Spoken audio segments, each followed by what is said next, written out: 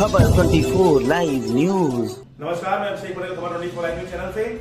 बता दें, चुनाव के इस माहौल में आज हमारे संवाददाता ने जौनपुर शहर में की है ग्राउंड रिपोर्टिंग। बता दूं, ग्राउंड रिपोर्टिंग हमने पता किया कि 2022 में जनता का क्या है रुख, वो किसको बनाना चाहती है अगला मुख्यमंत्री, उसको लेकर आज हमारे ब्यूरो चीफ निशार अहमद ने की है जौनपुर शहर में ग्राउंड रिपोर्टिंग। आगे चलते दिखाते हैं ये कुछ खास रिपोर्ट। मैं लोहिया पार्टी चौराहे पर आज चुनावी मंच के दौरे पे जानते हैं कि 2022 में यहाँ की जनता युवा कैसी सरकार चाहते हैं। हमारे साथ जुड़ रहे हैं, आपका शुभ नाम?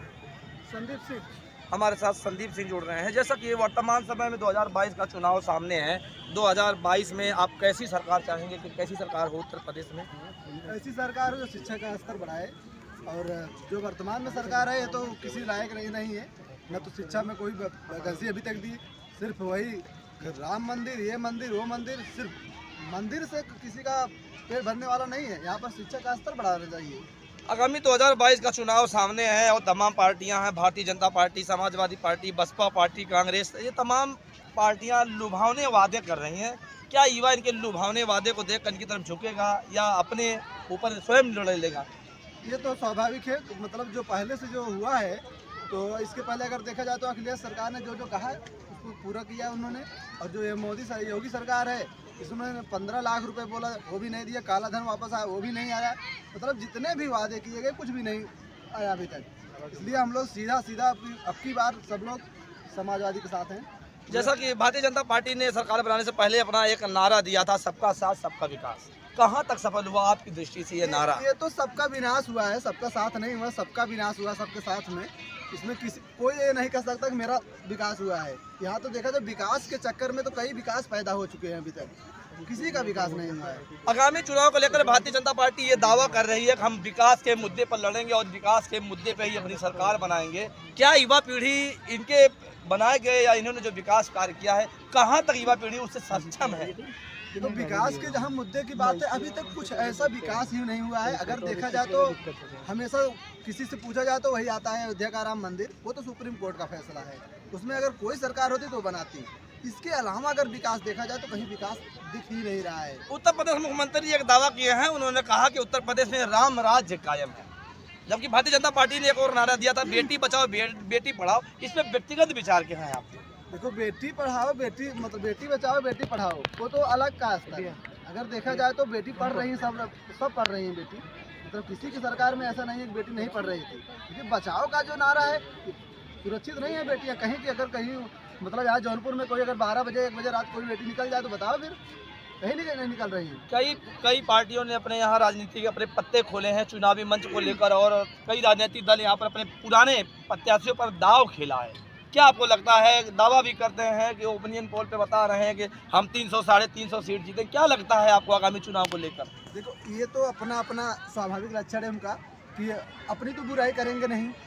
ये तो नहीं कहेंगे अब की बार हम सरकार बना रहे हैं 50 सीट पा रहे हैं, ये तो कोई बोलेगा नहीं। सब अपना 300 पार ही बताएगा। ये तो जो है वो है। लेकिन अब की बार 350 पार समाजवादी की जा रही है। अब बीजेपी को देखा जाए 50 के अंदर, ये गणित हम सभी लोग का यही गणित है, 50 के अंदर आ जाएगी। बहुत बहुत धन्यवाद हमारे साथ जुड़े थे। हमारे साथ पार्टी से उनका कोई ताल्लुक नहीं था, वो पार्टी की समाजवादी पार्टी वो सदस्य तो नहीं थे हमारे साथ। अभी हाल में ही टिकट कंफर्म हुआ। टिकट कंफर्म होने के बाद कई समाजवादी पार्टी नेता समाजवादी पार्टी छोड़कर भाजपा में भी शामिल हुए हैं। तो आपको क्या लगता है, कहां तक हासिल कर पाएंगे समाजवादी पार्टी सरकार? समाजवादी पार्टी से आप कह रहे हैं, लेकिन आप ये भी जरा देख लीजिए, जनता भी ये जान जाए कि कितने लोग वर्तमान पार्टी के जो वर्तमान विधायक हैं वो आए हैं। वर्तमान जिसकी सरकार है वो खुद समाजवादी पार्टी के आगे सदस्यता ले रहे हैं, लोग लाइन लगाए हैं। माननीय राष्ट्रीय अध्यक्ष जी ने कह दिया है कि हम अब किसी को नहीं लेंगे पार्टी में, इसलिए रुके हैं वो। नहीं तो और भाजपा के जो वर्तमान विधायक के टिकट के लिए आके लाइन लगा रहे हैं पार्टी में। और जिस तरह से ब्राह्मणों को आटे पूर्ण रूप से ब्राह्मण 80% लोग कह रहे हैं, हम 100% कह रहे हैं कि ब्राह्मण आ चुके हैं समाजवादी पार्टी में। चाहे वो माता प्रसाद जी हों, चाहे वो गोरखपुर वाले ब्राह्मण हरिशंकर तिवारी जी हों। जैसा कि कई राजनीतिक दल पार्टियां अपने को ताल ठोक रही हैं और ये पूर्ण रूप से दावा कर रही हैं कि मैं अपनी सरकार बनाऊंगा। उसी में अभी हाल में ही भारतीय जनता पार्टी के उप मुख्यमंत्री केशव प्रसाद दिनेश शर्मा जी ने एक बयान दिया था। उस बयान में उन्होंने बताया कि 2 लड़के हैं, जयंत चौधरी और माननीय अखिलेश जी को 2 लड़के बताया, 2 लड़के हैं, लड़कपन करते हैं। इस पर में क्या कहना चाहेंगे आप? अब देखिए, केशव प्रसाद मौर्य जी, योगी जी और तमाम जो नेता जिसका आपने अभी नाम लिया वो तमाम नेता हैं, वो अपने दम पे कुछ है नहीं, पार्टी के दम पे, भाजपा के दम पे जो है, और माननीय राष्ट्रीय अध्यक्ष जो हमारे अखिलेश यादव जी हैं, वो एक युवा सोच, युवा जोश के साथ तत्पर है हमेशा युवा के लिए। रथ यात्रा में उन्होंने दिन रात एक कर दिया था। हम उस समय मऊ से लखनऊ गए थे, रात में बिना झपकी लिए उन्होंने 5 बजे तक कार्यक्रम अपना लखनऊ में समापन किया, लेकिन रुके नहीं। और मीडिया भी शायद जानती होगी और मीडिया दिखाई भी है कि कितना ज़्यादा भीड़ था। और राजभर जी आ चुके हैं और उनसे हम बताइए कौन सी बिरादरी है वो उनसे जो नाराज़ ना हो। और रही बात कार्ड खेलने की, विधानसभा चुनाव की, प्रत्याशी उतारने की, तो हम पूछते हैं मल्हनी से, उनके मनोज सिंह प्रत्याशी क्यों नहीं उतारा गया? मड़ियाओं से प्रत्याशी उनको क्यों नहीं उतारा गया? वर्तमान जो उनके 4 विधायक उन्हीं को उतारा गया है, चाहे वो हरेंद्र प्रसाद सिंह हो, चाहे दिनेश चौधरी हो। शाहगंज से विधायक अपना क्यों नहीं उतार रहे हैं? वो भारतीय जनता पार्टी ये दावा कर रही है, हमने जो कहा था वो करके दिखाया है। और उनका कहना है कि हमने भी 5 राशन भी मुफ्त में बांटे हैं, कई योजनाएं लाए हैं। इस योजनाओं पर पे उन्होंने अभी एक नई योजना लाई थी जो पूर्व सरकार की थी, लैपटॉप योजना। इस पर पे में क्या कहना चाहेंगे आप? अब लैपटॉप तो हमारी सरकार ने दिया था, समाजवादियों ने दिया था लैपटॉप, ये हम जानते हैं, जनता भी इस चीज़ को जानती है।